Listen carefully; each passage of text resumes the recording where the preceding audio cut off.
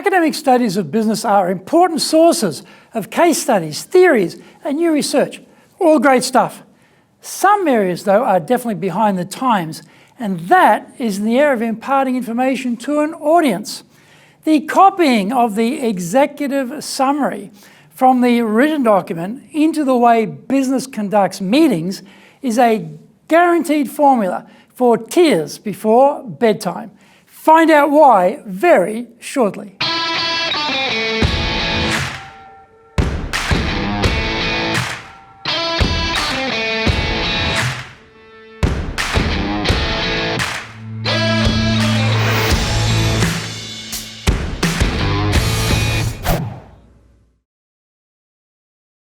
Welcome back to this weekly edition every Tuesday of the Cutting Edge Japan Business Show.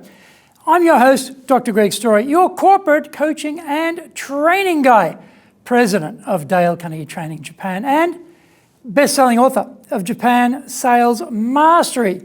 We are bringing the show to you from our High Performance Center in Akasaka, in Minato-ku, the business center of Tokyo.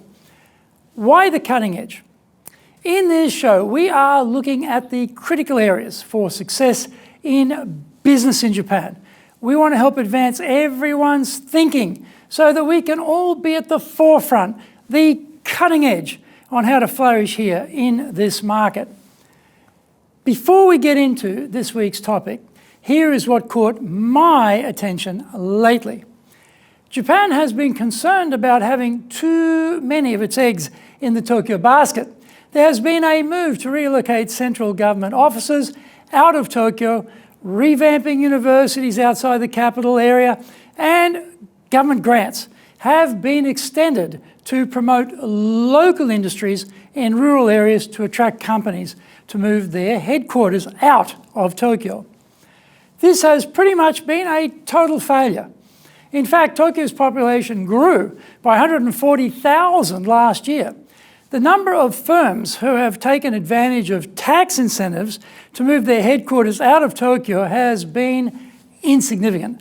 Only the Cultural Affairs Agency is moving to Kyoto. Despite all the rhetoric, all the rest of the bureaucracy is staying put. In other news, a health ministry survey in 2014 counted 1.1 million workers who considered themselves depressed. This was up from 400,000 in 1999. More recent surveys pin about 10% of the people in companies as suffering from depression. Finally, of the 1,500 foreign detainees who were held in prison as of June last year, 604 were asylum seekers. The number of asylum seekers accepted into Japan was just 42. There were 10,493 applications for asylum. We are counting down to the 100th episode, 5 to go, and this is episode number 96. And we are talking about ignore your business school advice. それでは行きましょう. So let's get going. Avoid this advice at all costs. State your conclusion first and then explain the reasoning behind it. I'm sure many have heard this dubious gem about how to persuade live business audiences. It is well-intentioned but atrocious advice. Driving this effort are the dual objectives of clarity and brevity. Admirable outcomes for any business meeting. However, if you actually want to dissuade people concisely and quickly, then go for it. The conclusion first advice is a natural reaction to lengthy diatribes, wandering aimlessly around business subjects, driving bosses crazy. The senior leadership are thinking, I wish they'd get to the point. So the standard advice is state your conclusion up front and then add in the evidence. The written word, though, is different. But here we are talking about oral business presentations. Conclusion first sounds quite logical and reasonable, except it doesn't work very well when it comes to persuading an audience. If you are just imparting information, then it is probably fine. But if you are seeking agreement on a course of action, then expect low rates of success. If we put our action recommendation before the evidence, we are asking for trouble. When there is no context, the audience cannot judge fairly. Your bold, naked conclusion instantly comes under silent assault from a room full of armchair critics and skeptics.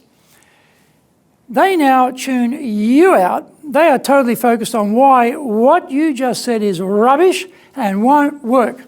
This, by the way, is when they are supposed to be absorbing your rationale. Instead, they are no longer listening to you and are concentrating solely on negatives. The Japanese language, like some others, gives us a good clue on fixing this problem. The verb is at the end of the sentence, and so while we're absorbing content, we don't know if the sentence is describing something in the past, present, or future. We also have no idea if it's positive or negative. This prevents the listener from jumping in and cutting us off. We have to suspend judgment about the content. This enables us to explain the reasoning, then bring up our recommendation rather than the other way around. Find out more when we come back from the break. If you want to become a fully competent and confident presenter, then do the High Impact Presentations course. We are all being judged when we speak, be it in the internal team meeting or in a public environment, be it the big bosses, clients, or an industry audience. Everyone is evaluating us. Don't blow it. Get the best training on the planet. Do the High Impact Presentations course now in either Japanese or English. The bestseller, Japan Sales Mastery, is the new Bible of selling in Japan. To sell to Japanese buyers, you need to create long-term partner-level trust, fully understand Japanese buyers' real needs, convince buyers with your solutions, overcome their hesitation, fear, and doubt, know how to ask for the order, ensure repeat orders. This book is the product of 30 plus years in the trenches selling in Japan. Order Japan Sales Mastery now.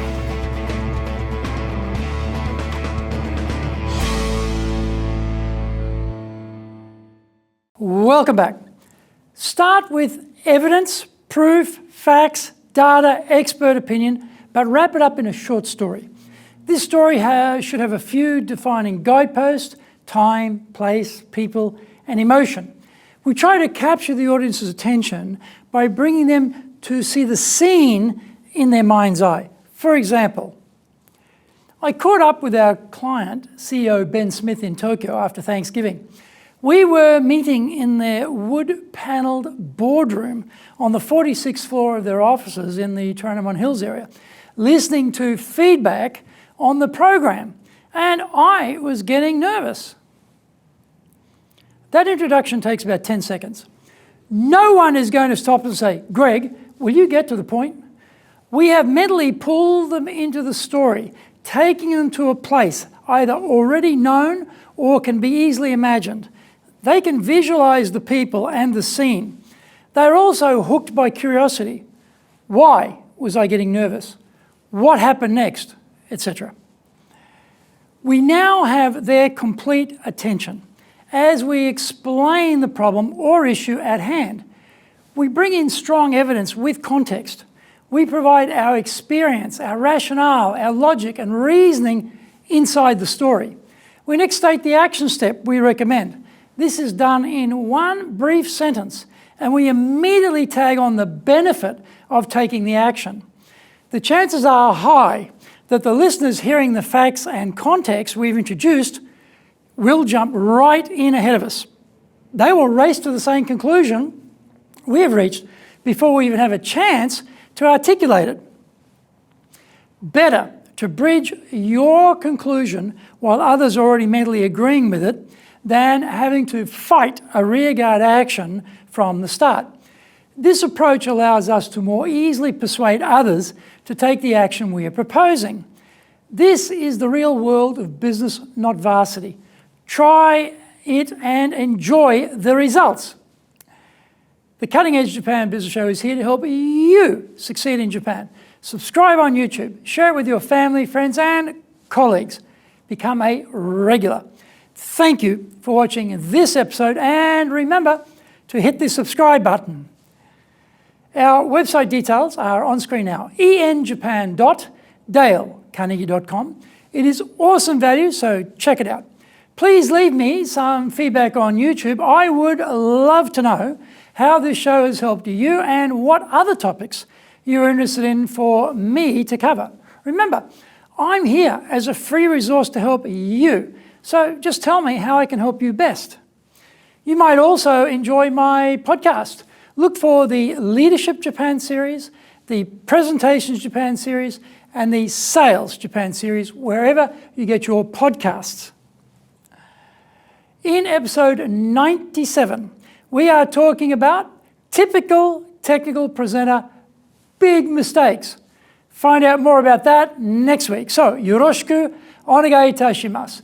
Please join me for the next episode of the Cutting Edge Japan Business Show. We are here to help you, and we've only got one direction in mind for you and your business, and that is up.